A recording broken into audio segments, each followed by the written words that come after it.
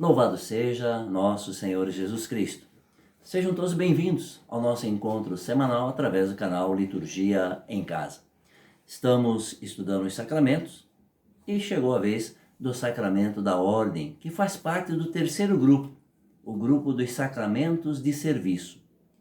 Ordem indica uma categoria, um grupo de pessoas.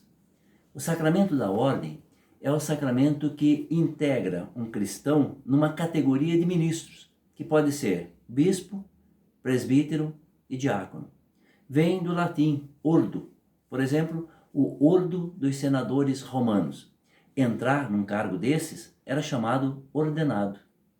Na Igreja Latina, o sacramento recebe o nome de ordem, mas não é o único nome para essa função. Na Igreja Oriental se chama quirotonia, ou seja, imposição das mãos. O contato das mãos leva a minha força a outrem. Transmite poder, força. Em muitas culturas, a imposição das mãos significa transmitir cargo, poder. No Antigo Testamento, a imposição das mãos é gesto de bênção, enquanto significa instituição de uma autoridade. Vejamos o que nos fala o livro dos Números, capítulo 27, de 15 a 23. Moisés disse ao Senhor: Ó Senhor Deus dos espíritos de toda a carne, escolha um homem que chefie a assembleia, que marche à sua frente e guie os seus passos, para que a assembleia do Senhor não seja como um rebanho sem pastor. O Senhor respondeu a Moisés: Toma Josué, filho de Num, no qual reside o Espírito, e impõe-lhe a mão. Apresentá-lo-ás ao sacerdote Eleazar e a toda a assembleia, e o empossarás sob os seus olhos. Tu o investirás de tua autoridade, a fim de que toda a assembleia dos israelitas lhe obedeça. Ele se apresentará ao sacerdote Eleazar, que consultará por ele o oráculo de Urim, diante do Senhor.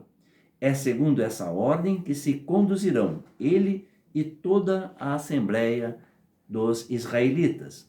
Moisés fez como o Senhor tinha ordenado.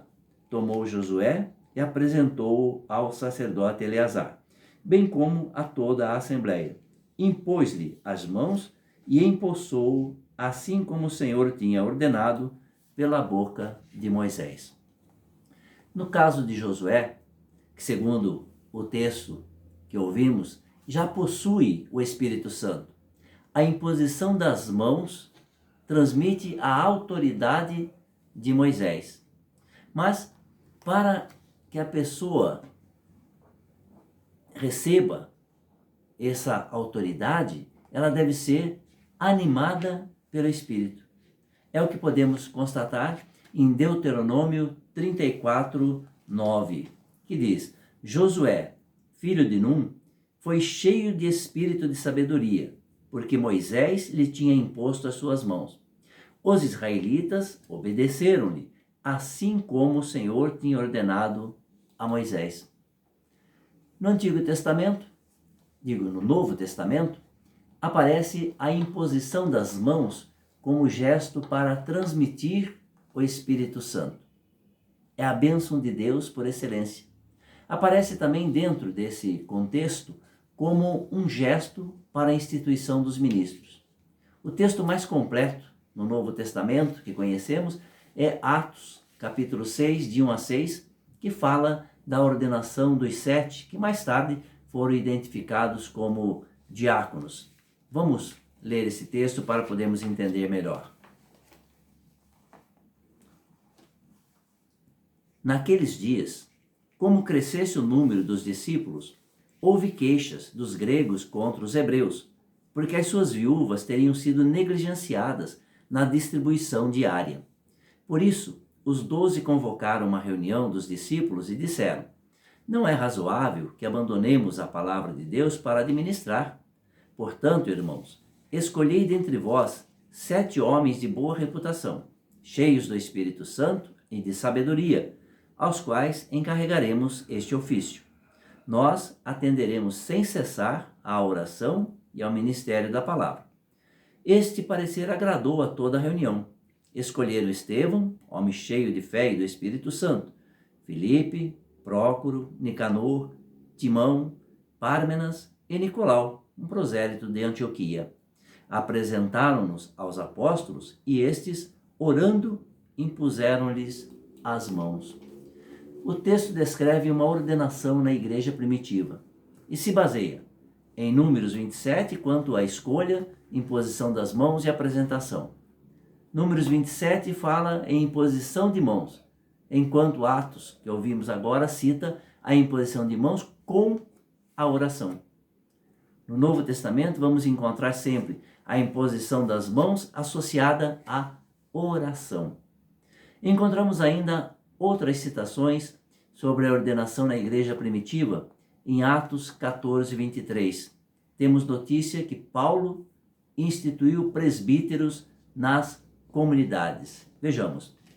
Em cada igreja instituíram anciãos e, após orações com jejuns, encomendaram-nos ao Senhor em quem tinham confiado. Na igreja primitiva não havia seminários como hoje para formar o jovem para o presbiterato.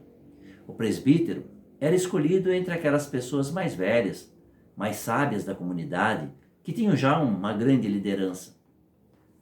Tão vinculado ficaram esses dois termos, presbítero e ancião, que ainda hoje nós dizemos que o padre é o ancião da comunidade, não no sentido de ser o mais velho. O padre pode até ser novinho, mas precisa ter um coração de ancião, capaz de amar toda a comunidade. Tem mais uma coisa. Nesse texto não aparece a imposição das mãos. E a culpa é dessas duas palavrinhas, instituir e designar. Para o grego, instituir é igual a designar. Subentende-se que o gesto tenha ocorrido para a transmissão do poder como costume da época. Mas olha a outra escolha interessante, agora de um bispo, o bispo de Éfeso. O episcopo, era um administrador. Nós encontramos na carta a Timóteo uma recomendação a esse bispo.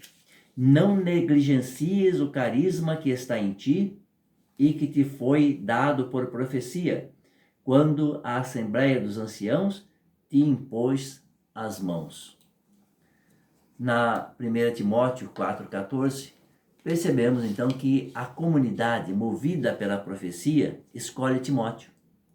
Paulo e os anciãos impõem as mãos sobre o escolhido e recomendam os cuidados que deve reger a vida do escolhido. Na Igreja Latina, o bispo impõe as duas mãos sobre a cabeça do candidato. Na Igreja Oriental Antioquena, impõe o pão e o vinho consagrados ou toca nas espécies e depois no candidato, para significar que é Cristo que ordena. Nesse rito, não se fala da ação do Espírito Santo. Mas existe um gesto muito interessante simbolizando a ação do Espírito Santo. O bispo impõe a mão direita sobre o escolhido e com a esquerda faz movimentos circulares, indicando a ação do Espírito Santo. Outro elemento da ordenação é a unção na cabeça e nas mãos. É um rito introduzido posteriormente. A unção das mãos para os presbíteros é do século VII, baseada em Levítico 16, 32. Vejamos o que diz. A expiação será feita pelo sacerdote que foi ungido e empossado para exercer o sacerdócio em lugar de seu pai. Revestirá as vestes de linho, as vestes sagradas. No século IX, entra a unção na cabeça, na ordenação episcopal, novamente por influência do Antigo Testamento. Desta vez, Levítico 8:12, que diz: derramou o óleo da unção na cabeça de Arão para o consagrar. E o Salmo 132 completa essa ideia, dizendo: ó, como é bom, como é agradável para irmãos unidos viverem juntos. É como um óleo suave derramado sobre a fronte e que desce para a barba de Arão, para correr em seguida até a orla do seu manto. Já a imposição da estola é cópia de Levíticos 8, de 6 a 8.